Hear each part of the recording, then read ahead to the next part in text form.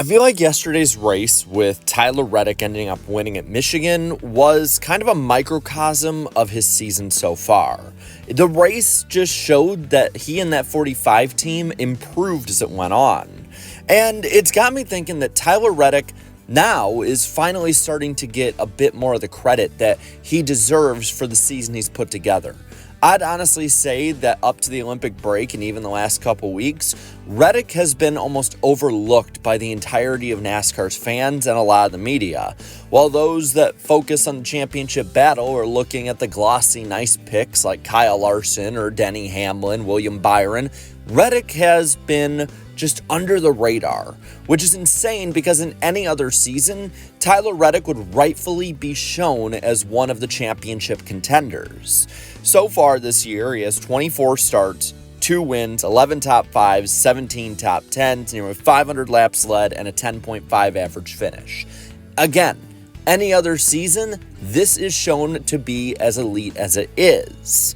His wins, well, Talladega, I get people can say was fluky. A last lap wreck right in front of him and the seas parting just the right way gave him that victory, and so far this year that was his only one. If that doesn't happen, he's winless heading into Michigan.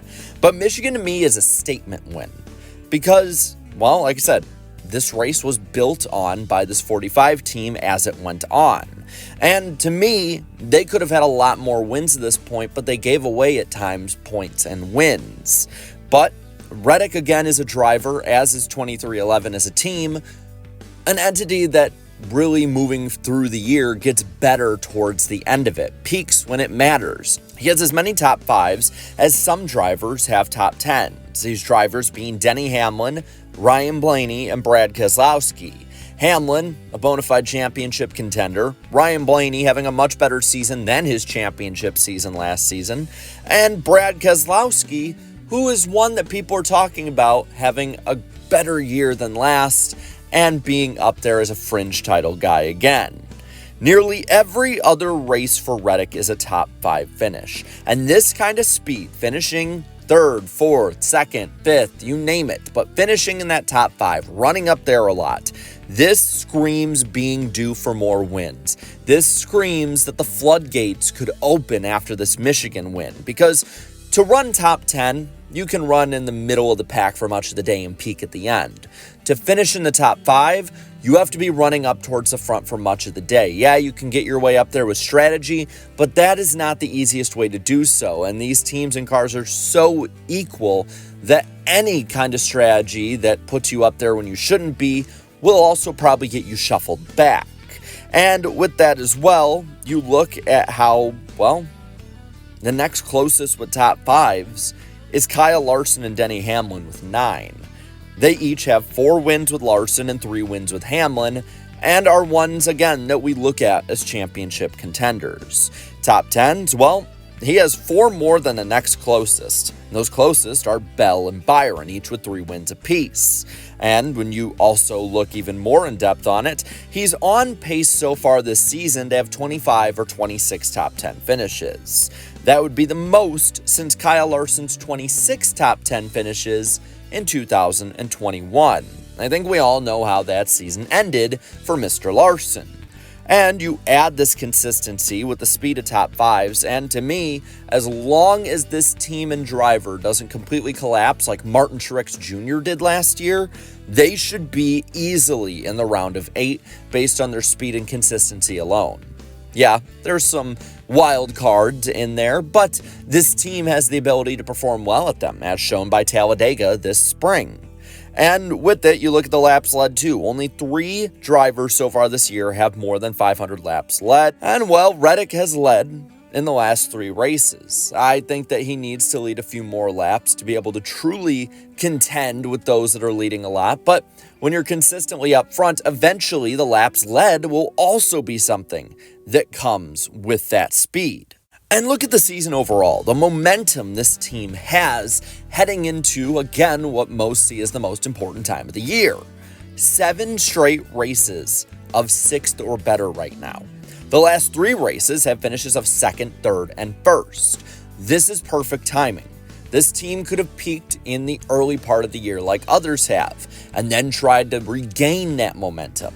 This team is peaking towards the middle into the end of the season. Very reminiscent to me of what Jimmy Johnson used to do in the 2000s and early 2010s. A team that was up there, but you kind of just forgot about them at different points of the year. They test a few things, but when it mattered most, they were the guys who were going to compete. And the thing is that there's so much to look at when it comes to the overall performance, not only for this year, but moving forward into the next few years for Reddick. He has full support from 2311. Michael Jordan and Denny Hamlin are fully behind him. And while Bubba Wallace came over as the franchise guy, it's pretty clear at this point that Tyler Reddick, performance-wise, is the franchise at 2311. But I don't also want to go and sleep on Bubba Wallace so far either. He's having the best season to date of his career, and on the overall points, without the playoffs involved, he has been on the fringe or in the top 10 for a lot of the year. He's been top 10 with speed, and he has a lot of pace. We've seen it the last, I'd say, 2 months with Bubba Wallace, and he probably had a faster car than Tyler Reddick did at Michigan this past weekend. Had he not been wrecked, he probably would have been up there competing for the win with that other McDonald's car. So it's not just Reddick that's dragging this team along like he did at RCR.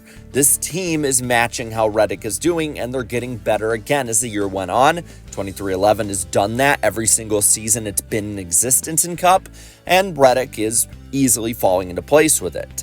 And talent-wise, he is one of the few guys I think that people will look at as being on the same level as Kyle Larson for pure raw talent. I think the big difference is, at this point at least, Reddick with the next-gen car isn't wrecking it as much, trying to get too much out of the car the way Kyle Larson has. That aforementioned wreck with Bubba Wallace was caused by Kyle Larson spinning himself out in the middle of the corner, and Larson has done that, I'd say, multiple times a season since 2022. Whereas Reddick, I can't think of it as much. Looking forward to the 2024 playoffs, the only real worry I have is the first round. Atlanta and Bristol this year saw him finish 30th, but he can run well at the super speedways. That Bristol race was an anomaly, so I can't say that I'm judging him too harshly off of that. While he didn't run too great finish-wise at Kansas this year, this has been the best track for 2311. He won Talladega, he's been good at the Roval, and the last round, the round of 8, is just built for Tyler Reddick to qualify in for the championship. Las Vegas and Homestead are probably his 2 strongest tracks outside of Kansas, and Martinsville, he's no slouch either. If he's just able to finish 6th or better in those races like he has been, I think he makes it. But with that, I want to know what you think. Do you think this is the year for Reddick, or do you think that this is maybe just the start or a fluke? Or do you think that Reddick might be the guy to beat moving forward? Let me know down in the comments below. While you're at it, leave a like on this video, share this video, and subscribe to this channel for more great and fun NASCAR content. Thank you so much to all my channel members for your continued support. And be sure to watch the NWP 400 tonight on the IDK Player YouTube channel. Going to be a lot of fun, a lot of hype heading into that one. And NWP Wednesday night on Danny B's channel. So, until then, have a good one.